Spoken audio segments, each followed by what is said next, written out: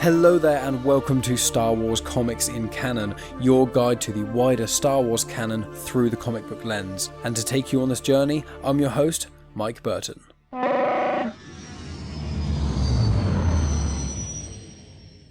So jumping straight into episode 3 of Star Wars Comics in Canon brings a look into how everyone's favourite protocol droid C-3PO got his red arm as seen in The Force Awakens.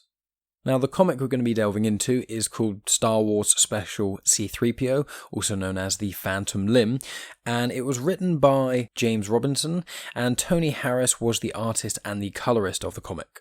Now, the comic was initially due for release before The Force Awakens as part of the Journey to The Force Awakens line of multimedia things that they do before each film, where they release books and comics that are kind of leading up to add additional information about characters and things. But it didn't actually get released before The Force Awakens. It kept getting delayed, and it wasn't actually released until April 2016, and The Force Awakens came out in December 2015. The comic came out as a one-shot, just as I said, Star Wars C-3PO Special number 1, but it was also included in the Shattered Empire hardcover that was released in September 2016.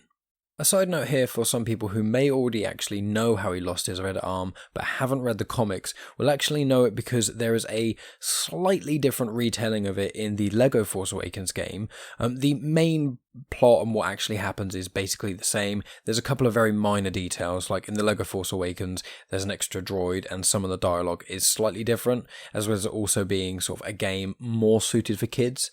So there are a lot of other bonus stories within the Force Awakens LEGO game which are canon stories, but not everything that happened is necessarily strictly canon, because the dialogue specifically, they do have to make it a bit more child friendly, and a lot of the visual scenes and things are more to do with humour and things like that. And then obviously it's a video game, so when you watch C-3PO doing certain things, he didn't actually do that specific thing in the comic. But I just want to kind of clarify that, because if anyone has played that game, it may seem like it's contradicting slightly. As I said, 95% of it is actually the same, it's just some very minor tweaking.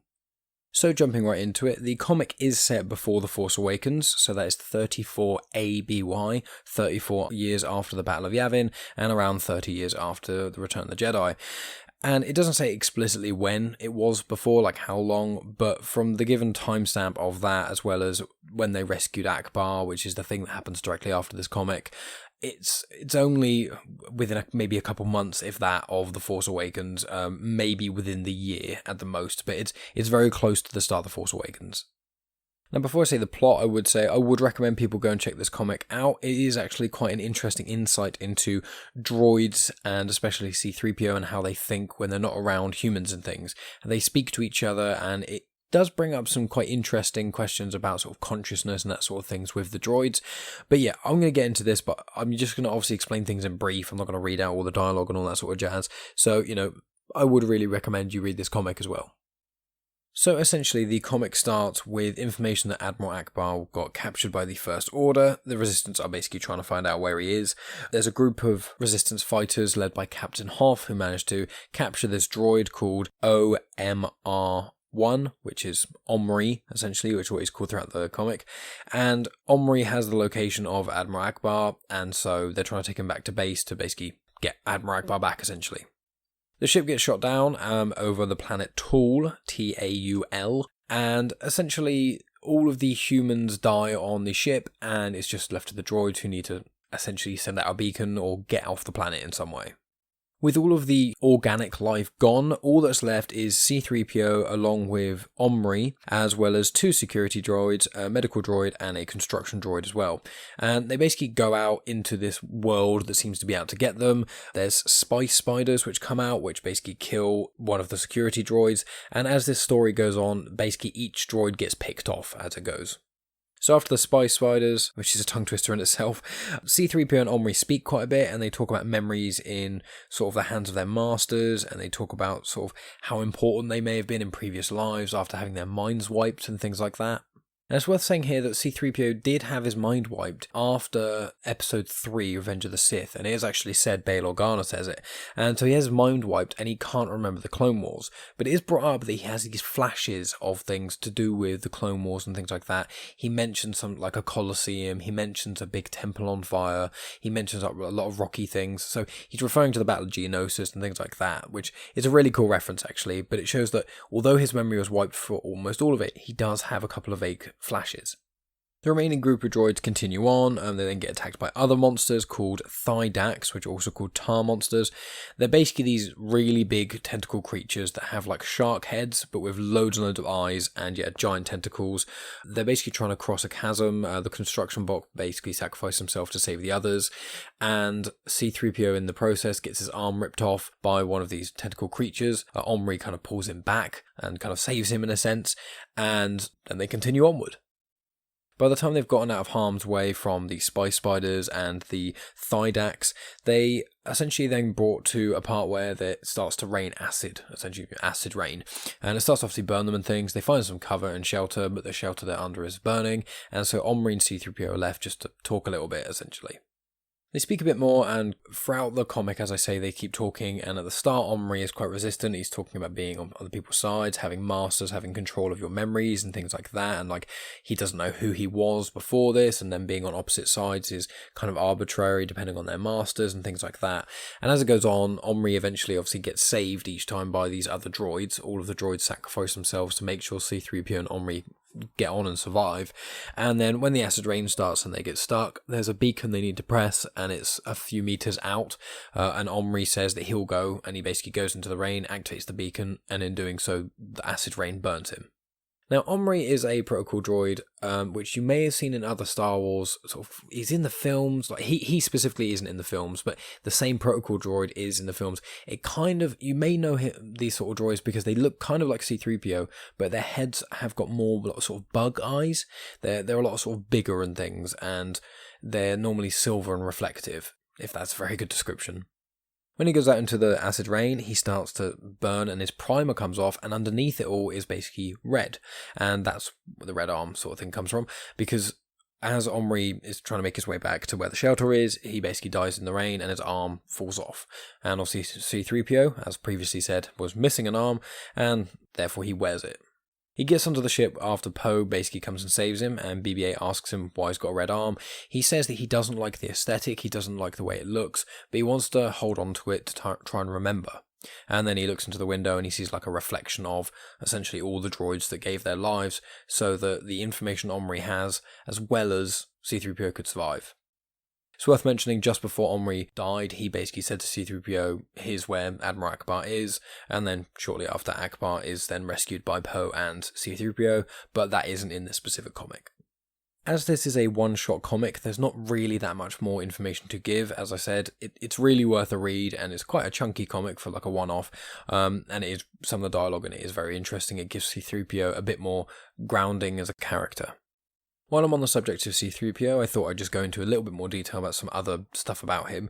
Mainly that what I found out recently was that in the Phantom Menace, it is kind of alluded to that Anakin created him. In fact, I say alluded to, I think they even say it. That Anakin put together C-3PO, C-3PO refers to him as the maker, that sort of thing. And what it actually is C-3PO had a life before that. Anakin just put sort of all his main components back together, added a few things, including some sort of plating and a way he's made that makes him more resistant to the sand and the heat of Tatooine and things than, say, a standard protocol droid would be. And he adds a few other things, but C-3PO says that he has had a life before that.